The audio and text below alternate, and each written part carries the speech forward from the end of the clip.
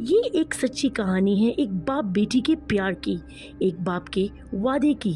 ये कहानी है 1950 में साउथ और नॉर्थ कोरिया के बीच हुई वॉर में फंसी एक मासूम बच्ची की, जिसका नाम आयला है।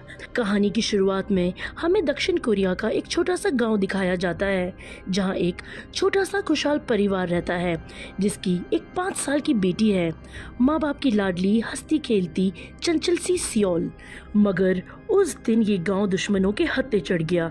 एक के बाद बम बरसाने लगे और जल्द ही उत्तर कोरिया के सोल्जर्स ने इस गांव पे कब्जा ले लिया, यानी युद्ध शुरू हो गया है। सियोल की माँ ने उसे एक महफूज जगह पर छुपाकर कहा, बिल्कुल शोर मत करना और यहीं पर मेरा इंतजार करना, मैं जल्दी आऊंगी।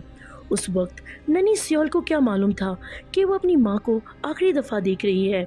काफ़ी देर हो गई, अब भी सियोल अपनी माँ का इंतज़ार कर रही है। उसे नहीं पता कि सैनिकों ने सब कुछ खत्म कर दिया और उसकी माँ को भी। वो इसी उम्मीद में बैठी है कि माँ अभी आ जाएगी। अब कहानी आती है तुर्की में।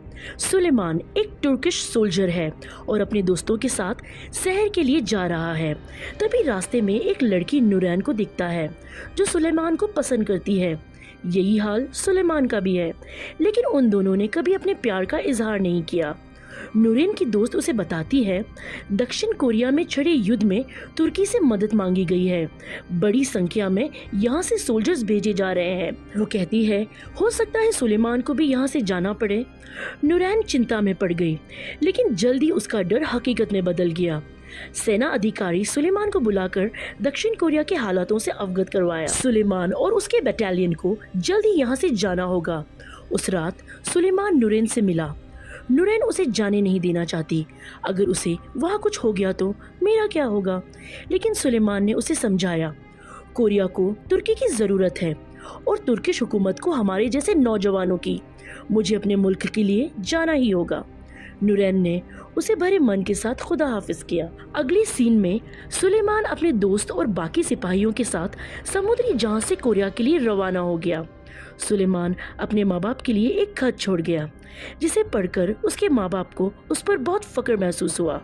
और एक खत उसने नूरैन के लिए भी छोड़ा, जिसने उसने पहली बार अपने प्यार का इजहार किया और वादा भी किया कि वो जल्द वापस आकर उससे शादी करेगा। सुलेमान एक बहुत ही अच्छे दिल का इंसान है। एक रोज कुछ चींटियों को देखकर सुलेमान उन्हें मारने के बजाय उन्हें खाना खिला रहा था, लेकिन ये बात बहुत जल्दी चिंता का विषय बन गई उसके साथी अफसर के लिए। जो इंसान एक चींटी नहीं मार सकता, वो जंग के मैदान में इंसानों को क्या मारेगा? कई दिन के सफर के बाद उनका जहाज दक्षिण कोरिया के बंदरगाह तक पहुंच गया। वहां के लोगों ने खुले दिल से उनका स्वागत किया। वहां से निकलकर जब सुलेमान और अली बेस कैंप की तरफ जा रहे थे, रास्ते में दोनों तरफ का दृश्य देखकर उनकी रूह कांप गई। अभी बेस कैंप पहुंचकर कुछ वक्त ही हुआ था, तभी उत्तर कोरिया के हवाई जहाज ने उन पर हमला कर दिया। उनके कई साथी मारे गए। एक रात सुलेमान और उसके साथी अंधेरे में शहर की तरफ बढ़ रहे थे, तभी उन पर दोबारा हमला हुआ। वो किसी भी तरीके से जान बचाकर जंगल की तरफ भागे। जंगल में जिस तरफ भी नजर दौड़ाओ, मरे हुए लोगों की लाशों का ढेर लगा हुआ था। वहीं किसी दूर उन्हें एक बच्ची की रोने की आवाज आई। वो उस तरफ बढ़ने लगे। वहाँ उसे वही बच्ची सियोल मिली। वो अपनी मरी हुई माँ के हाथ पकड़े बैठी हुई है। उसने लाखों की लाशों की भीड़ में अपनी माँ को ढूंढ लिया। ना जाने वो कितने दिनों से वहाँ बैठी हुई है, भूखी प्यासी डरी सहमी। उसे तो किसी के मर जाने का मतलब भी नहीं पता। सोच रही होगी माँ सो रही है, कुछ देर में जाग जाएगी। सुलेमान ने उस बच्ची की तरफ अपना हाथ फैलाया और वो नादान बच्ची बिना कुछ सोचे समझे उसके सीने से जा लगी। अब बच्ची को वो लोग अपने साथ कैंप लेकर आए। वो बच्ची को देख सुलेमान के एक दोस्त ने पूछा, क्या ये साउथ कोरिया की है या नॉर्थ? जिसके जवाब में सुलेमान ने कहा, वो चाहे किसी की तरफ से हो, उसका तारुफ यही है कि वो एक मासूम सी बच्ची है और उसकी हिफाजत करना मेरा धर्म है। सुलेमान को वो बच्ची चांदनी रात में मिली थी, इसीलिए सुलेमान ने उसका नाम आयला रखा, जिसका मतलब है जमीन पर चांद का एक टुकड़ा। बेशक वो बच्ची किसी चांद का टुकड़ा ही है। सुलेमान कहीं भी आते जाते आयला को अपनी गोदी में लिए रहता है और आयला भी सुलेमान के बगैर एक पल भी नहीं रह पाती। एक दिन वो एक कैंप से दूसरे कैंप जा रहे थे जहां पर चीनी सैनिकों ने उन पर हमला कर दिया। उनके साथ आयला भी है। सुलेमान ने आयला को बचाने के लिए दुश्मनों को मारने की हिम्मत आई। इस अफरा तफरी में एक चीनी सैनिक ने सुलेमान पर हमला कर दिया, जिस वजह से वो बच तो गया पर चोटें बहुत आई। शहर के एक हॉस्पिटल में उसे भर्ती किया गया। अगले दिन जब सुलेमान को होश आया, आयला के नन्हे हाथ उसकी उंगलियां थामे। उसके दोस्तों ने बताया, कल रात से आयला एक पल के लिए नहीं सोई और ना ही एक पल के लिए तुम्हें अकेला छोड़कर गई। ये सुनकर सुलेमान खुशी से भावुक हो उठा। ये खबर दक्षिण कोरिया के सेना अधिकारी तक पहुंची कि एक तुर्किश सिपाही दक्षिण कोरिया में मिली एक बच्ची का लालन पालन वही कैंप में कर रहा है। उन्होंने विचार किया, तुर्की पहले से हमारी इतनी मदद कर रहा है, इसलिए उन्हें हम और परेशान नहीं करते, उस बच्ची को वहां से ले आएंगे। अब सुलेमान की चीफ ने भी ये बात सुलेमान को बताई कि कोरिया की सरकार अब इस बच्ची की जिम्मेदारी खुद लेना चाहती है, मगर सुलेमान इस बात के लिए बिल्कुल राजी नहीं था। फिर चीफ ने कहा कि जल्दी दक्षिण कोरिया की सरकार तुम्हें पुरस्कार से नवाजेगी, लेकिन तब ध्यान रहे ये बच्ची उन्हें नजर नहीं आनी चाहिए। जल्दी वो दिन आ गया जहाँ सुलेमान को पूरी सेना के सामने पुरस्कार से नवाजा जाएगा। वो आयला को वहीं कहीं छुपा कर आया, लेकिन वो बच्ची उसे देखते ही उसकी तरफ दौड़ते हुए आई। सुलेमान उसे अपनी गोद में उठा लेता है। उनका ये प्यार देखकर दक्षिण कोरिया के सेना अध्यक्ष ने यह फैसला लिया कि जब तक आयला के रिश्तेदारों का पता नहीं चलता वो सुलेमान के पास रहेगी। ये खबर सुनकर सिर्फ सुलेमान ही नहीं बल्कि उसके कैंप में खुशी की लहर दौड़ जाती है, क्योंकि आयला सबको बहुत प्यारी हो चुकी है। एक तुर्की सैनिक और एक कोरियन बच्चे की कहानी पूरी दुनिया का सफर तय कर तुर्की सुलेमान के माता पिता तक पहुंची और नूरैन को इस खबर से ये तसल्ली हुई कि सुलेमान ठीक है, और साथ ही उसे ये भी डर सता रहा था कि ये बच्ची जिसे वो इतना प्यार करता है कि उसके लिए अपनी जान भी दे सकता है। ऐसे कई और महीने गुजर गए। ये पूरा कैंप जैसे आयला के लिए खेल का मैदान बन चुका है। अब यहाँ पर किसी भी सैनिक को जब भी अपने परिवार की याद आती वो आयला का मासूम चेहरा देख लेते। अब आयला धीरे धीरे सुलेमान को ही अपना डैड समझने लगी है।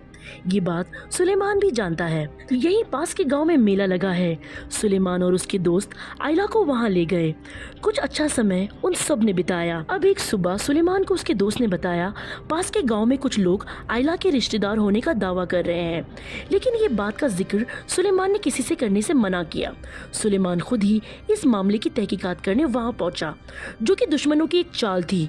वो सुलेमान को मारने की कोशिश कर रहे थे, लेकिन सुलेमान का दोस्त अली वहां पहुंच गया और उसने सुलेमान को बचा लिया। लेकिन किसे पता था अपने दोस्त को बचाने आया अली खुद मारा जाएगा। अली को गोली लग गई। अपने जिगरी दोस्त को गवाकर सुलेमान बहुत दुखी है। उसकी कब्र के सामने बैठा उसे बातें कर रहा है, उसकी याद करते हुए रो रहा है, और ये देखकर आयला भी रो रही है। कुछ दिन बाद युद्ध खत्म होने का ऐलान हुआ। तुर्की सैनिक को दक्षिण कोरिया में आए पूरे 1 साल हो गए हैं। जल्द ही एक एक करके उनके बैटालियन अपने देश वापस जाने लगे। इस बीच सुलेमान ने वापस ना जाने का फैसला लिया। वो आयला के साथ यहाँ और कुछ समय और रहेगा। सुलेमान के घर वापस ना आने से उसके माँ बाप और नूरैन को बहुत तकलीफ हुई। यहाँ सुलेमान के देश में कोई और भी है जो उसका इंतजार कर रहा है, सुलेमान की पक्की दोस्त लिली। अब सुलेमान ने चीफ के सामने अपनी इच्छा जाहिर की कि वो आयला को तुर्की ले जाना चाहता है। चीफ ने गुस्से से कहा, ये जंग का मैदान है, कोई बच्चों का खेल नहीं। जब तक फौज में हो यहाँ के नियम मानकर चलना होगा। अब कुछ दिन बाद वहाँ एक कोरियन टीचर आई जो आयला को अपने साथ ले जाना चाहती है। उस टीचर ने सुलेमान को बताया उनके यहाँ यतीम खाना है जहाँ आयला जैसे कई बच्चे रह रहे हैं, साथ ही उनकी एजुकेशन का भी ख्याल रखा जाता है। लेकिन सुलेमान ने कहा कि आयला ज़हनी रूप से तैयार नहीं है समाज का सामना करने। मुझे थोड़ा वक्त चाहिए, मैं उसे आने वाले कल के लिए थोड़ा तैयार कर सकूं, तब मैं खुद उसे आपके पास लेकर आऊँगा। कुछ और दिन गुजर गए और आज वो दिन आ ही गया जब सुलेमान आयला को लेकर उसी टीचर के पास जा रहा है। उसने आयला को समझाया, तुम बड़ी हो गई हो, तुम्हें अब स्कूल जाना होगा, पढ़ाई लिखाई करनी होगी। इस बात से बेखबर आयला कि सुलेमान उसे यहाँ छोड़कर जाने वाला है, वो खुशी खुशी क्लास में चली गई। बाहर से सुलेमान और उसका दोस्त आयला को देख रहे हैं। बहुत मुश्किल है उसे वहाँ छोड़कर चले जाना। किसी तरह मन को सख्त कर वो वहाँ से निकल गया और बिना पीछे मुड़े बस चलता जा रहा था। तभी आयला सुलेमान को वहां ना देख दौड़ती हुई उसके पास पहुंची और जोरों से रोने लगी। मेरा आपके सिवा इस दुनिया में कोई नहीं है बाबा, मैं आपको छोड़कर कैसे रह पाऊंगी, प्लीज़ मुझे छोड़कर ना जाएं। सुलेमान दूसरी बार मन को सख्त नहीं कर पाया और वो आयला को लेकर वापस चला गया। अब उसने एक तरकीब निकाली। उसने एक लकड़ी का बॉक्स तैयार किया जिसमें वो आयला को रखकर छुपाकर अपने देश तुर्की ले जाएगा। जब जाने का दिन आया, आयला चुपके से उसके बक्से में बैठ गई, मगर ठीक किसी सैनिक की नज़र उस पर पड़ी। उसे शक हुआ और बक्सा खुले जाने पर अंदर से आयला निकली। इस हादसे से सुलेमान को सेना अधिकारी का बुलावा आया और उसे तुरंत तुर्की के लिए रवाना होने के लिए कहा गया, जिस पर सुलेमान ने कहा, मैं यहाँ अपने जिगरी दोस्त को खो चुका हूँ, लेकिन आयला को नहीं गवा सकता।